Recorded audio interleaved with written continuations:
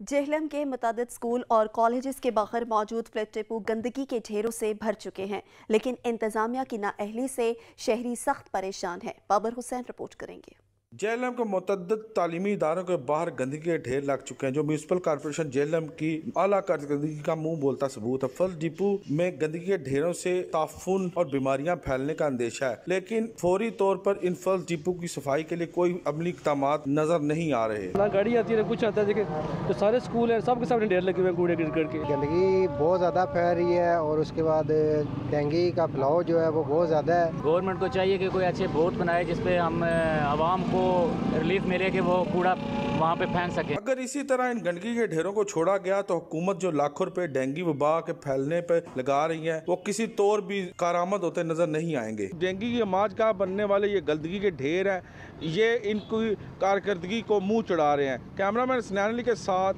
Babar Hussain, bureau chief such news, Jhelum.